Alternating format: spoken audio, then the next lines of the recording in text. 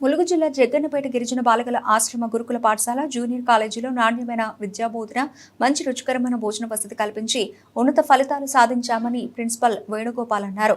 అనంతరం మాట్లాడుతూ 2024 అడ్మిషన్లు ప్రారంభమయ్యాయని, ప్రభుత్వ నిబంధనల మేరకు విద్యార్థులను జాయిన్ చేసుకుంటున్నామని, విద్యార్థులకు సువిశాల గదులు, మరుగుదొడ్లు, ఆట స్థలం, ల్యాబ్, సీసీ కెమెరాల ఏర్పాటు, గేట్ వాచ్మెన్ అనుభవం ఉన్న ఉపాధ్యాయులు అందుబాటులో ఉన్నారు. డ్రెస్సులు, పుస్తకాలు సకాలంలో అందిస్తున్నామని తెలిపారు.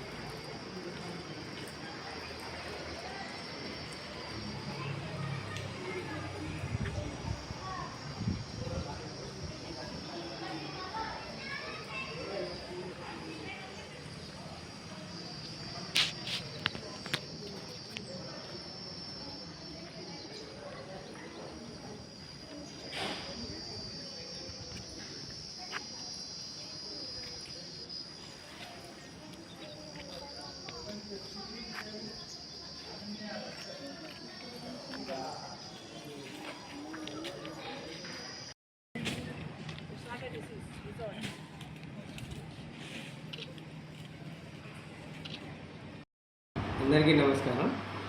నేను ప్రభుత్వ గిరిజన ఆశ్రమ బాలికల ఉన్నత పాఠశాల మరియు కళాశాల ఇన్ఛార్జ్ ప్రిన్సిపాల్గా ఉన్నాను. మనకు ఇక్కడ గత కొన్ని సంవత్సరాల నుంచి మంచి రిజల్ట్స్ రావడం జరుగుతుంది. మరియు అదేవిధంగా నాణ్యమైన బోధన మరియు నాణ్యమైన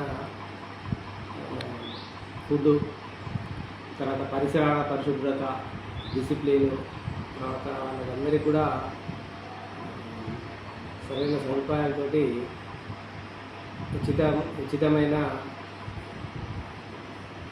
ఉచితంగా వాళ్ళకు చదువు చెప్పడం జరుగుతుంది.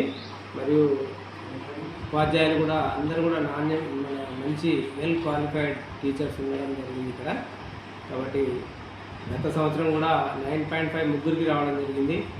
అదేవిధంగా 100% రిజల్ట్స్ రావడము, ఇంటర్మీడియట్ లోపల 95% సెకండ్ ఇయర్, 90% ఫస్ట్ ఇయర్ లోపల రావడం జరిగింది. ఇంటర్మీడియట్ లోపల ఎంపీసీ, బైపీసీ, సిఈసీ 3 గ్రూపులు గలవు. కాబట్టి ఈ జగ్గన్నపేట లోపల ఆల్రెడీ అడ్మిషన్స్ కూడా దగ్గరకు వచ్చేసినాయి. అంటే ఇప్పటికే 56 అడ్మిషన్స్ అయిపోయినాయి. కొన్ని అడ్మిషన్స్ మాత్రమే ఉన్నాయి.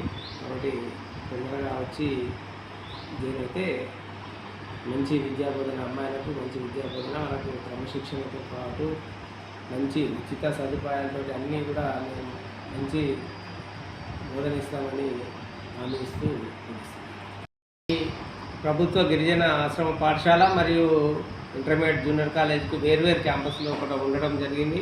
మరియు ఇది మన జిల్లా లోపల ఆశ్రమ జూనియర్ కాలేజీ మాత్రం మనకు ఇక్కడ ఉండడం జరిగింది. అది కూడా మినిస్టర్ గారి, మంత్రి సీతక్క గారి ఊరు లోపల ఎప్పటికీ మేము అప్రమత్తంగా ఉంటూ వాళ్ళకి నాణ్యమైన విద్యాబోధన చేస్తూ అందరం కూడా మా వంతుగా శాయశక్తిలా కృషి చేస్తూ వాళ్ళ పిల్లల అభివృద్ధికి మేము పాటుపడుతున్నామని తెలుపుతున్నాం.